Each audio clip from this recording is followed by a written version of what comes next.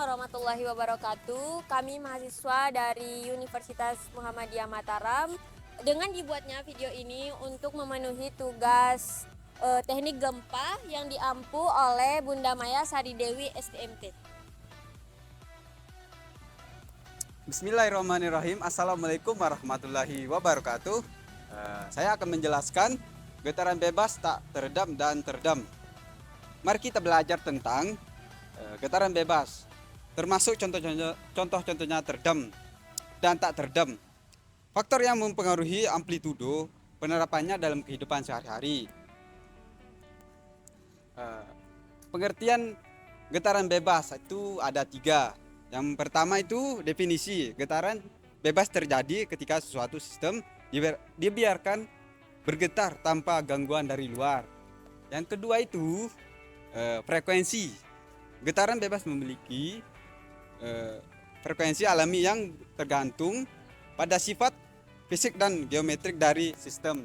Yang ketiga itu contohnya benda yang tergantung atau digeser dari posisi semula adalah contoh getaran bebas. Setelah penjelasan tentang pengertian getaran bebas oleh teman kita, getaran bebas terbagi menjadi 2, yaitu getaran bebas tidak teredam dan getaran bebas teredam. Nah, contoh getaran bebas tidak teredam yaitu yang pertama tempat main ayunan. Ayunan di taman bergerak dengan getaran yang tak teredam. Yang kedua, jembatan gantung. Apabila saat melompati di atas jembatan gantung, tubuh menghasilkan gerakan getaran yang tak teredam. Yang ketiga, fluid tuning. Ketika dipukul, fluid tuning ini akan bergetar yang tak teredam dan berlangsung lama. Yang kedua, contoh getaran teredam. Yang pertama, mobil dengan peredam kejut. Mobil dengan sistem suspensi yang menyerap getaran dapat menghasilkan getaran yang teredam. Yang kedua, kipas angin dengan baling-baling. Kipas angin dengan baling-baling dapat menghasilkan area yang sejuk dan getaran yang teredam. Yang ketiga, gendang. Pada pemukulan, gendang menghasilkan getaran yang meluas dan pada area yang lebih luas. Ya baik, di sini saya akan melanjutkan penjelasan dari rekan kelompok saya. Di sini saya akan membahas tentang perbandingan getaran bebas teredam dan tak teredam. Ada beberapa contoh dari getaran bebas tak teredam, yaitu seperti ayunan. Frekuensi alami yang terjadi pada ayunan yaitu adalah tetap dan amplitudo yang terjadi tinggi. Sedangkan contoh dari getaran teredam yaitu mobil dengan peredam kejut. Frekuensi alami yang terjadi pada mobil yaitu bervariasi tergantung dari sistemnya dan amplitudonya sangatlah rendah. Kemudian ada beberapa faktor yang mempengaruhi amplitudo getaran bebas. Pertama ada massa, kedua ada kekakuan, ketiga ada peredam.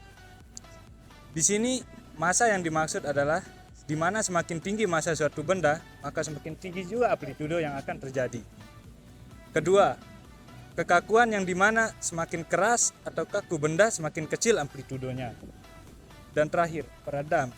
Peredam ketika peredamnya semakin banyak, maka semakin kecil juga amplitudo yang akan terjadi. Penerapan getaran bebas dalam kehidupan sehari-hari. Yang pertama adalah alat latihan tubuh. Alat latihan seperti treadmill dan treadmill dapat menghasilkan getaran bebas yang dapat menyehatkan fisik. Yang kedua adalah alat musik, di mana gitar dan biola dapat menghasilkan getaran yang dapat menghasilkan suara.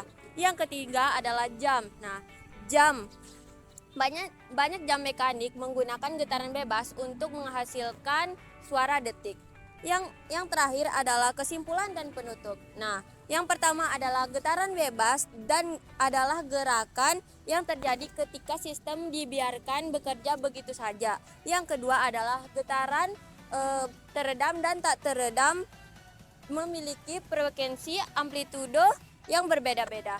Yang ketiga adalah faktor seperti massa, kekakuan, dan peredam mempengaruhi amplitudo getaran bebas. Yang keempat adalah getaran bebas dapat digunakan dalam alat-alat latihan fisik, kemudian adalah instrumen musik dan jam.